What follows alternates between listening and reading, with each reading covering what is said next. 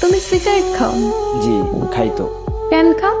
কেন খাই সেটা তো মুখে বলে প্রকাশ করতে পারবো না, তবে আমার একটা নির্ঘুম রাত যদি আপনার হাতে তুলে দিতে পারতাম তাহলে হয়তো আপনি বুঝতেন কেন আমি সিগারেট খাই। এখন থেকে আর কখনো সিগারেট খাবা না। কেন খাবো না? আমি বলছি তাই। কে আপনি? আর আমি আপনার কথাই বা কেন শুনবো? জানি না, আমি বলছি তাই শুনতে হবে। আপনি নিজেই তো নিজেকে ভালো করে জানেন না, আর আপনি আসতেন আমাকে শাসন করার জন্য। তুমি রাত জাগো? রাত জাগা পাখিরা রাত জাগবে, এটাই তো স্বাভাবিক। আজকে রাত থেকে ভালো ছেলের মতো তাড়াতাড়ি ঘুমিয়ে পড়বা। এই যে ম্যাডাম, 2-4টা ঘুমের ওষুধও আমাকে রাত জাগা থেকে বিরক্ত করতে পারে নাই, আর আপনার মুখের কথায় আমার রাত জাগা থেমে যাবে বললেই হলো।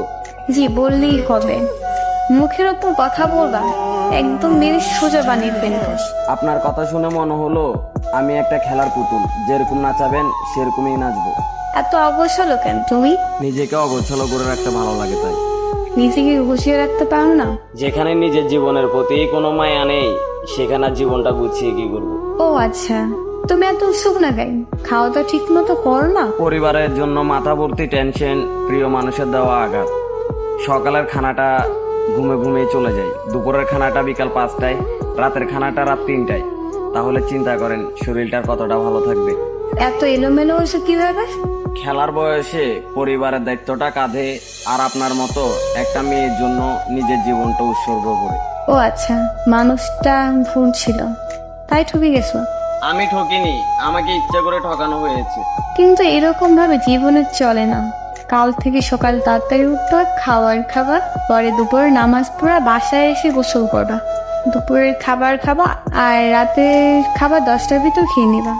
12টা অব্দি আমার সাথে কথা বলবা, তারপর 1 মিনিটও জেগে থাকবা না, বুঝতে পারছো? নির্ঘুম রাত, অনিয়মে খাওয়া আর অগোছালো জীবন, সেটা হয়তো আমি আর কখনোই চেঞ্জ করতে পারবো না। এভাবেই হয়তো চলতে থাকবে আমার জীবন গাড়ির চাকা। আর আপনি যদি মনে করেন যে আপনি এরকম নির্দেশনা দিয়ে আমার মনে জায়গা করে নেবেন তাহলে ভুল ভাবতেছেন, কারণ আমার মন দিল বলতে কিছুই নেই। তুমি তো দেখি অনেক কথা বল, যা বলবো ওইটা করবা। করবা মানে করবাই, না বললে মায়ের তো খাও নাই আমার হাতে, একদম সোজা করে ফেলবো। কাল থেকে আমার রুটিন শুরু তোমার লাইফে, মনে থাকো যেন। রুটিন শুরু করতে গিয়ে ব্লক লিস্টে পড়ে যান কিনা সেটা তো সঠিকভাবে বলতে পারতেছি না, কিন্তু ব্লক লিস্টে পড়ে গেলে সেটার জন্য আমি দায়ী নই। কিন্তু